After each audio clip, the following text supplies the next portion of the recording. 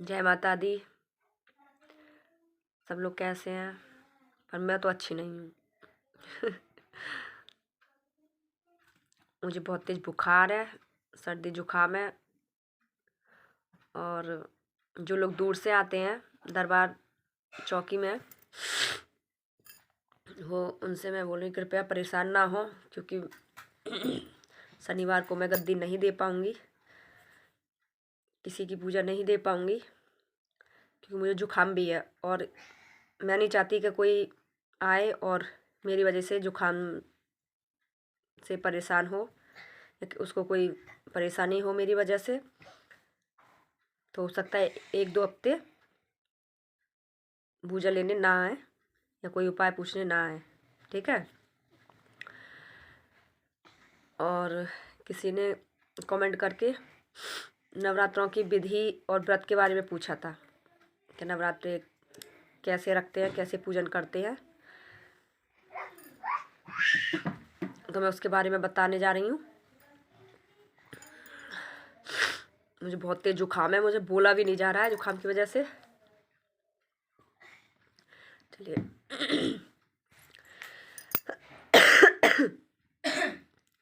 पहले हम मिट्टी का कलश लेंगे। अगर आपके घर में माँ की प्रतिमा है, फोटो या तस्वीर, तो उससे भी आप पूजन कर सकते हैं। और नहीं है तो आप बाज़ार से खरीद के ला सकते हैं। अगर आपका मन मिट्टी की मूर्त लाने के लिए बाकी, तो आप मिट्टी की मूर्त भी ला सकते हैं। पहले मैं बाज़ार से खरीदे हुए सामान की बता दूं, फिर उसकी कैसे यूज़ करना है, कहाँ यूज़ करना है और क्या क्या चीज़ें यूज़ होंगी, ठीक है। अगर आप मिट्टी की प्रतिमा लाना चाह रहे हैं माँ की, तो मिट्टी की प्रतिमा ला सकते हैं। और फूल फल सामर्थ्य अनुसार, रोली चावल थोड़े ज़्यादा ले लें। और अगर आपको जवारे बोने हैं तो जवारे ले लें। अगर आपके घर पे हैं जौ, तो उनका यूज़ कर लें। नहीं तो पूजा का जहाँ पे भी पूजा दुकान होती है, जहाँ पूजा सामग्री मिलती है, वहाँ पे आजकल पैकेट में देने लग गए जौ, ठीक है। तो वहाँ से जौ खरीद लें। पंचमेवा ले लें, शहद ले लें, माँ का पूरा श्रृंगार ले लें। और अगर आपको अखंड जोत जलानी है, वो आपके ऊपर है कि आप सरसों के तेल में जलाएं कि देसी घी में जलाएं, शुद्ध घी, गाय का घी, या तिल के तेल में जलाएं, वो आपके ऊपर है कि आप किस चीज़ में जलाना चाहते हैं, ठीक है। और एक अखंड जोत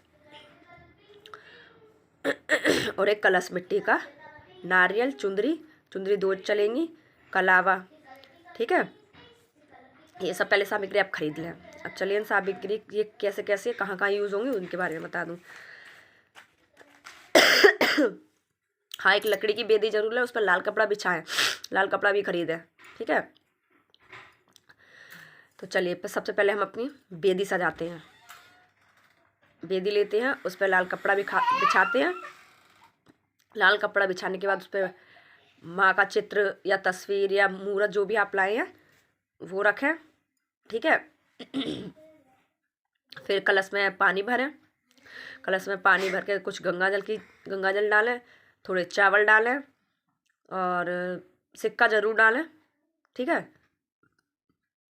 सिक्का डालने के बाद गंगा जल को उसको कलश को उसके ढकने से ढक दें। ढकने के बाद नारियल लें। लें, उस पर चुंदरी लपेटें, उसमें 11 रुपये की अरदास लगाएं माँ के नाम की, और उस नारियल को उस कलश के ऊपर स्थापित कर दें, ठीक है। अब वो कलश माँ के सीधे हाथ की तरफ रखना है, ठीक है, राइट हैंड साइड। कलश को वहाँ बिठा दें। अगर आपको कलश बहुत से लोग क्या करते हैं, जवारे के ऊपर बिठा देते हैं। अगर आपको जवारे में बिठाने हैं, अगर जवारे में बिठाते हैं तो जवारे ढंग से उगते नहीं हैं, ठीक है। अगर माँ के पास बिठाना है तो माँ के पास, अगर आप जवारे में रखना चाहते हैं तो जवारे में भी रख सकते हैं, ठीक है। एक मिट्टी का वो लें, वो मिट्टी से बने हुए आजकल पात्र आते हैं, उसमें आप थोड़ी सी मिट्टी डालें, उसमें जवारे डालें, मतलब जौ डालें और उसको रख दें साइड में, ठीक है। ये आपके जवारे अगर बोना चाहते हैं तो, या मन्नत है कोई तो जवारे बो सकते हैं आप, ठीक है। ये फिर कलश का पूजन करें। वहीं पे अगर आपके पास गणेश जी की प्रतिमा है तो माँ के आगे गणेश जी की प्रतिमा रखें। अगर नहीं है तो सुपारी पे कलावा लपेट के और उस पर थोड़े चावल रख के वहाँ पे गणेश जी को बिठा सकते हैं, गणेश जी को स्थान देकर फिर उनका नैवेद्य पूजन कर सकते हैं, दूब घास देकर और चंदन टीका रोली लगाकर चावल अर्पण कर कर और जो आपके पास प्रसाद है आपके सामर्थ्य अनुसार उसका भोग लगा के फिर आप माता की पूजा करें। कलश का पहले पूजन हो जाएगा, याद रखें। ऐसे ही जैसे गणेश जी का पूजन किया है ऐसे कलश का ही पूजन करना है। उनको टीका लगाएं, उनको नैवेद्य दें, रोली चंदन टीका लगा के और स्वास्तिक बना के कलश पर स्वास्तिक जरूर बनाएं, ठीक है। अब माँ की पूजन करें, माँ को माला पहनाएं। अगर आपको मंत्र आते हैं तो मंत्र, माला पहनाने के मंत्र, फूल अर्पण करने के मंत्र अगर नहीं आते हैं तो कोई बात नहीं, आप सच्चे भाव से माँ को ऐसे ही आप माला अर्पण कर सकते हैं, रोली टीका लगा सकते हैं, चुंदरी अर्पण करें माँ को। अगर आपके घर में माँ की प्रतिमा है तो उनको बिना चुंदरी के ना रखें, उनको चुंदरी जरूर उड़ाएं, ठीक है। 16 श्रृंगार रखें माँ का, पंचमेवा रखें और शहद रखें उसमें, ठीक है। और धूप दीप अच्छे जलाएं। गूगल की धूप हो तो माँ को बहुत पसंद है गूगल की धूप, नहीं तो गुलाब की धूप जला सकते हैं। और अखंड जोत भी माँ के राइट साइड चलेगी अखंड जोत। वो आप देख लें कि आप किस चीज़ से जलाना पसंद करेंगे, तिल के तेल से या देसी घी से या फिर सरसों के तेल से, ठीक है। ये हो गई आपकी वेदी पूजन और माँ का पूजन, ठीक है। अब आप ये सब पूजन करके अगर आप माला जपना चाहते हैं माँ के नाम की तो माला कर सकते हैं। 108 नाम पढ़ सकते हैं, पाठ करना चाहते हैं तो पाठ कर सकते हैं। दुर्गा सप्तशती में ऐसे कवच, अग्रह, कीलक, कवच, 108 नाम और अग्रला और वो जो 12 अध्याय हैं, 13 अध्याय, वो अगर आप पढ़ना चाहते हैं तो पढ़ सकते हैं, ठीक है। नहीं तो आप दुर्गा चालीसा पढ़ सकते हैं, ठीक है। दुर्गा चालीसा पढ़ के अगर आप पे टाइम है तो दुर्गा सप्तशती पढ़ लें, वरना दुर्गा चालीसा पढ़ लें, माँ के 108 नाम पढ़ लें और माँ का आप चाहें तो जो आप पे मंत्र आता हो माँ का वो मंत्र कर लें। ऐसा कोई वो नहीं है कि वो है, माँ एक है, रूप अनेक है, ठीक है। और रही बात कि मैं बहुत सादा सिंपल बता रही हूँ, बहुत सीधी विधि बता रही हूँ कि इसको हर कोई कर सकता है। बहुत सीधी विधि है, बहुत सादा विधि है, ठीक है। इसमें कोई कठिनाई नहीं है।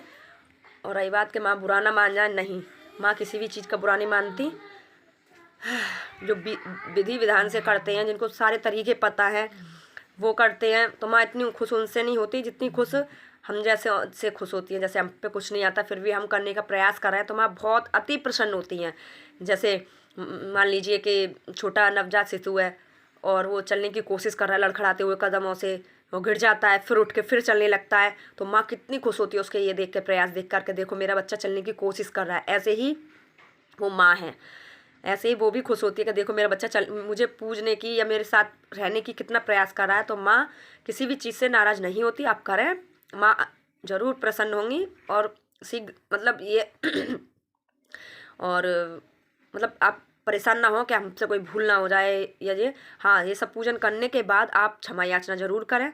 अगर आपको आता है संस्कृत पढ़ना तो संस्कृत में क्षमा याचना, नहीं तो आपके दिल से जो भाव निकलते हैं, सच्चे भाव, उसी को बोलते हैं जो सच्चा भाव निकलते हैं, जो अपनी वाणी से निकलते हैं कि माँ मैं पूजन नहीं करना जानती हूँ, ना आह्वान करना जानती हूँ, ना विसर्जन करना जानती हूँ, ना ही यज्ञ करना जानती हूँ, ना मंत्र जपना जानती हूँ, मैं कुछ नहीं जानती हूँ, मैं ज्ञानहीन हूँ।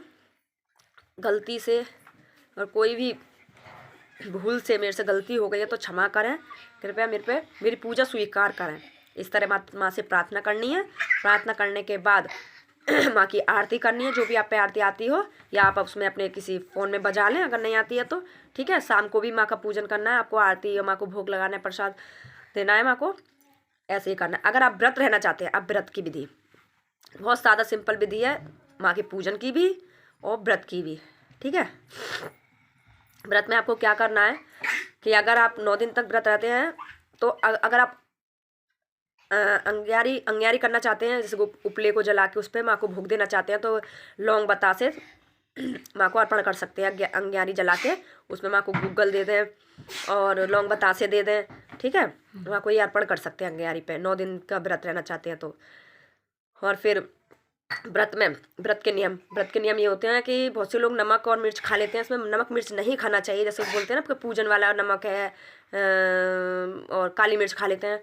तो मेरे मत अनुसार, मैं अपनी ही बता रही हूँ, मेरे मत अनुसार नहीं खाना चाहिए, क्योंकि 9 दिन हम इतना नहीं कर सकते अपनी माँ के लिए। माँ हमारे लिए कितना करती है हमारे लिए, तो हम अपनी माँ के लिए इतना नहीं कर सकते कि हम 9 दिन बिना नमक के रह सकें। ठीक है, आप मीठा भोजन करें, भोजन ना करें, मतलब मीठी चीज़ें खाएं, जैसे फल है, दही है और गुड़ है, ये सब चीज़ें खाएं दिन में। और रात को आप ऐसा कुछ बनाएं माँ के लिए, अन्न ना बनाएं क्योंकि इसमें अन्न नहीं खाते हैं। ठीक है, कुछ मीठी वस्तु ऐसी चीज़ बनाएं, जैसे समा के चावल की खीर होती है और बहुत सी चीज़ें व्रत में खाने की, पर हाँ नमक ना खाएं और मिर्च ना खाएं। ठीक है, ऐसे आप शाम को अपने व्रत खोल सकते हैं माँ का भोग लगा के। वही आप जो माँ का भोग लगा वही आप खुद ग्रहण कर सकते हैं, माँ का भोग लगा हुआ। और मिर्च खाने का मेरा ये विचार है कि मिर्चों को, हमारे पुराने लोग कहते हैं कि मिर्च जोगन रूपी होती हैं, योगनी रूपी, मतलब माँ की योगनी। आपने सुना है ना 64 योगनी, तो माँ की योगनी रूपी होती हैं। तो मान लीजिए अगर आप मिर्च खा के बैठे हैं और माँ का आना हुआ, तो माँ तो कहेंगे अरे ये तो मेरी योगनी खा के बैठी है। ठीक है, इसलिए कहते हैं कि मिर्च नहीं खानी चाहिए। तो मैं तो कहूँगी भैया मिर्च ना खाएं और ना ही नमक खाएं, आप हो सके तो मीठे से ही रहें। ठीक है, अगर किसी को परेशानी है, ज़्यादा दिक्कत है, ब्लड प्रेशर लो होता है या कोई भी, तो हाँ वो खा सकते हैं, ऐसी वो नहीं है, वो नमक मिर्च ले सकते हैं। ठीक है, और इसमें नियम है कि ब्रह्मचर्य का पालन करें और जितना हो सके उतना चुप रहें, गुस्से पे काबू रखें और धरती पर ही सोएं। ठीक है, और किसी का यूज़ करा हुआ कंघा या कंघी इस्तेमाल ना करें। और जो आप ब्रश करते होंगे रोज़ाना, उस ब्रश से आप ब्रश नहीं करेंगे, आप उंगली से अपनी ब्रश करेंगे।